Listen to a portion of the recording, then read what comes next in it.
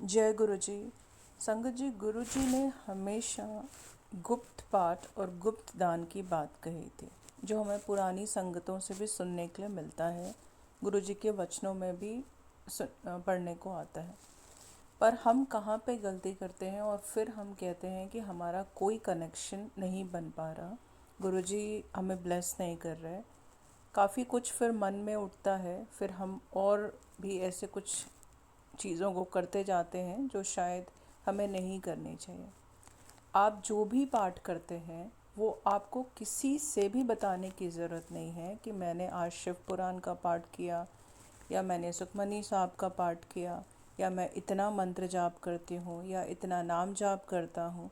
जब आप अपने जो आप सिमरन करते हो, जाप करते हो, पाठ करते हो, वो दूसरों से अगर बताते हो तो वहीं पर आप उसका फल ख़त्म कर लेते हो, और फिर आपकी प्रॉब्लम जहाँ पर थी वहीं पे रहती है। सबसे बड़ी मिस्टेक।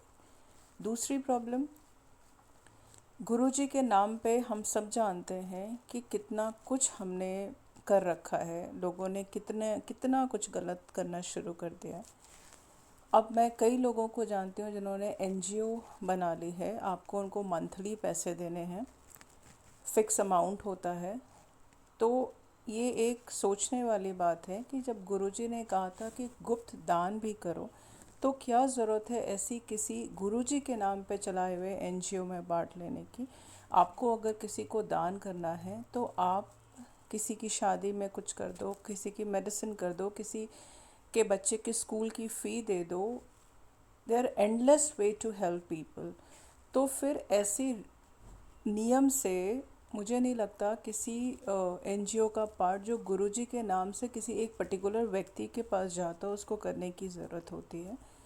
वैसे ही मैं कुछ संगत को जानती हूँ जो मंथली बेसिस पे सत्संग करते हैं, और वो ये साफ कहते हैं कि उन्हें सेवा में पैसे ही चाहिए। आप फूल की सेवा, जल प्रसाद की सेवा नहीं कर सकते, एक्सेट्रा एक्सेट्रा। आपको सिर्फ वहाँ पे पैसे ही देने होते हैं, and they do it monthly. तो वो गलतियाँ तो कर ही रहे हैं, हम उनकी गलतियों में उतना ही साथ दे रहे हैं और उतना ही भागीदार बन रहे हैं।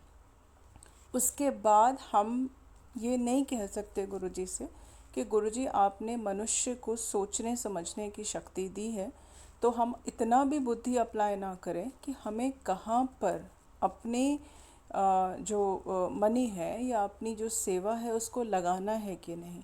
आप सत्संग अगर घर पे बैठ के अकेले, हस्बैंड वाइफ बच्चे भी करते हो ना, या आप अकेले भी करते हो, तो वो सत्संग कहीं ज़्यादा बेटर है उस सत्संग के जहाँ पर आप जाके वो करते हो जो आप नहीं करना चाहते दिल से, बट बिकॉज़ वहाँ का एटमॉस्फेयर ऐसा होता है, किसने क्या पहना, क्या गुरुजी को भोग लगा, कैसा चोला है, this and that is so many things जो हम नहीं चाहते हुए भी अपने कर्मों को बढ़ा रहे हैं।